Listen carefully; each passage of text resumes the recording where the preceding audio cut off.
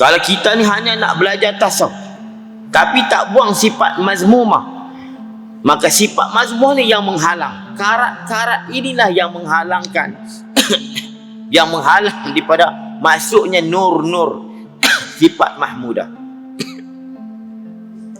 Saya dah bertobat. Bukan. Kita bertobat. Sebab tu kita ni payah nak dapat sifat yang baik. Sebab apa? Kita berasa kita ni dah bertobat. Aku dah mau datang masjid, alhamdulillah. Nabi bertobat sehari 70 kali. Nabi bertobat sehari 70 kali. 70 kali bukan astagfirullah, astagfirullah, astagfirullah, astagfirullah, astagfirullah. Itu star. Star bintang. Astagfirullah, astagfirullah, astagfirullah, astagfirullah. Itu zikir sebut. Nabi tobat 70 kali ni betul-betul tobat. Kalau disebut pun astagfirullah. Ingat dosa-dosa. Itu baru tobat bukan? Astagfirullah. Kalau takat 70 kali, saya pun sehari alhamdulillah 1 kali cepat ya.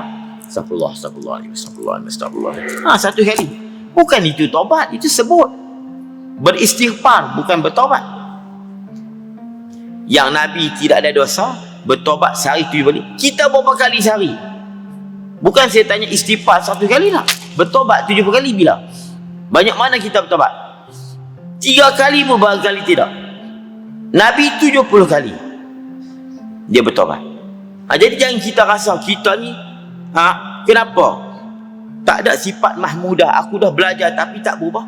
Sebab kamu tak buang sifat mazmumah dalam diri kamu. Kamu belum bertobat. Tobat nasuha, kamu tak bertobat. Sehingga kalau ahli tasawuf, kalau dia rasa dia ni orang yang dah bertobat, itu bukan taubat lagi. Kata ujub pula. Aku ni alhamdulillah, aku dah bertobat. Siapa beritahu kamu Tuhan terima taubat kamu? Sebab tu orang tasawuf bertaubat ini, kamu bertaubat daripada taubat kamu.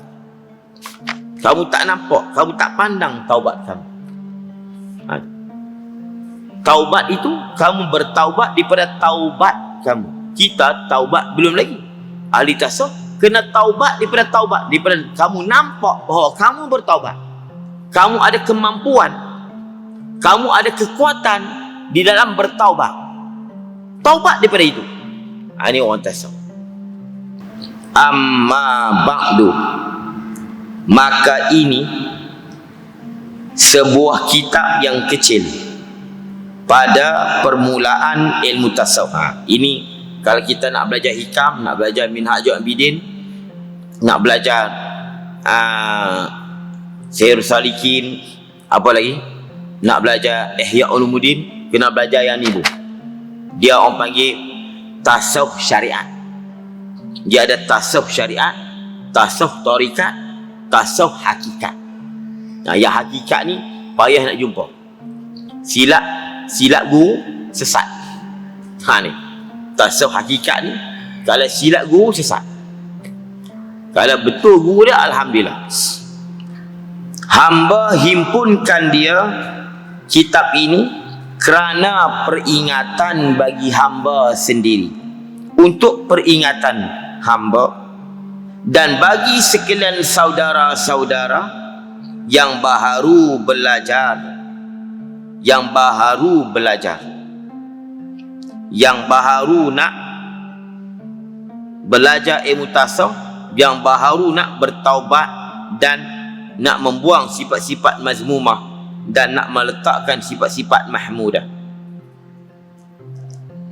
Sebab tu hati kita ni kena hidup. Bila hati kita ni hidup, insya-Allah yang lain tak akan masuk dah. Yang lain tak akan masuk. Dia perlu hidup. Guru buat misal seumpama ikan dalam lautan. Ikan walaupun duduk di dalam laut,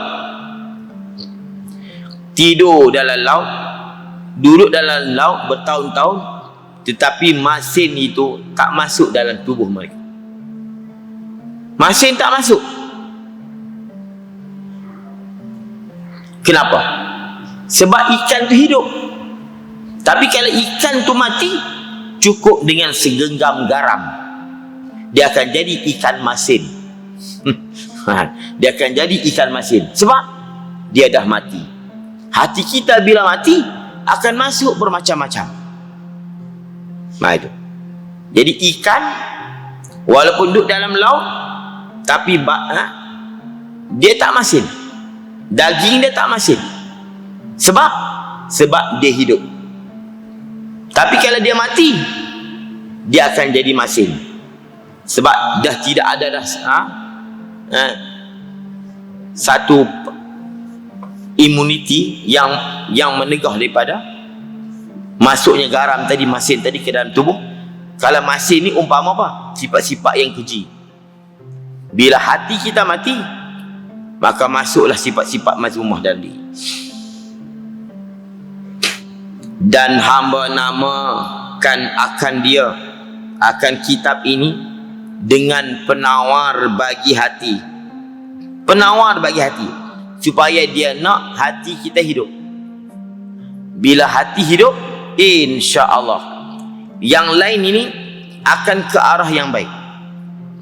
Jadi kalau kita nak latih tangan kepada yang baik, nak latih kaki kepada yang baik, nak latih mata kepada lihat yang baik, nak latih telinga kepada mendengar yang baik, sebenarnya itu meletihkan, membuang masa kita.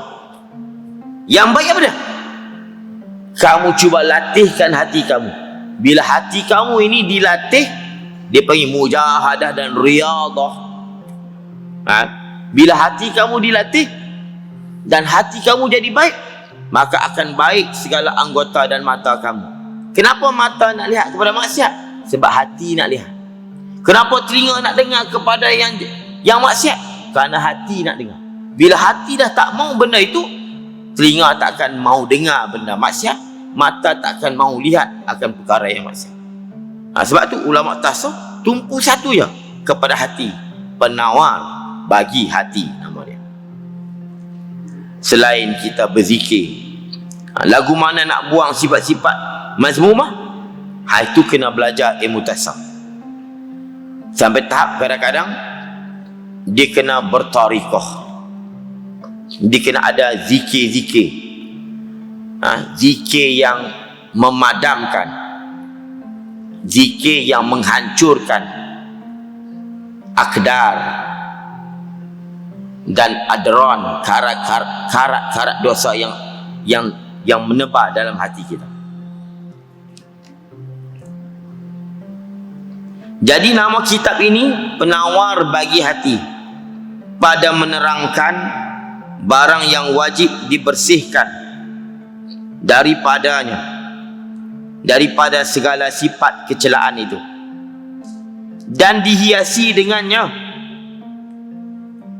dengan dia mana? Dengan segala sifat kepujian akan segala hati.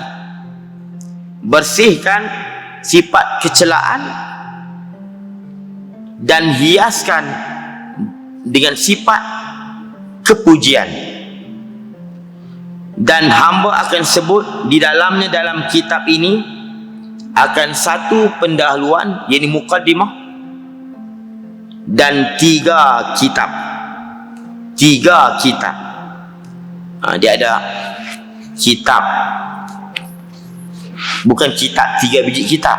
Dia ada nama kitab, Kitabut Taharah, Kitabuz Zakah, Kitabul Haji, Kitabun Nikah. Dia pun ada kitab juga. Kitab sifat-sifat kepujian, kitab sifat-sifat sifat-sifat kecelaan. Dia akan sebut 3 kitab dan satu pendahuluan yang dipanggil dengan muqaddimah.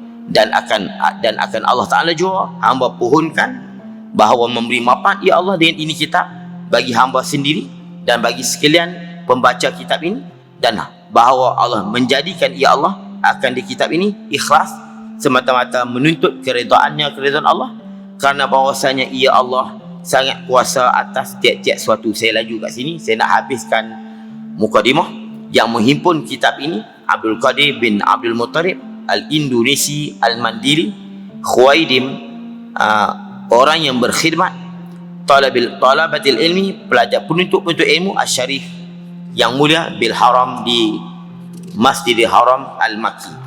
Kitab ini dikarang oleh Syekh Abdul Qadir Al-Mandili, merupakan ulama Indonesia daripada Mandailing yang mengajar di Masjidil Haram. Dia mengarang kitab ini dan dia pernah belajar di Kedah. Dia belajar kepada Syekh Wan Ibrahim Pak Cuhim Gajah Mati. Banyak di ulama Kedah yang dia belajar, sehingga dia pergi ke belajar di Mekah, sehingga dia diberi pengiktirafan boleh mengajar dalam Masjidil Haram.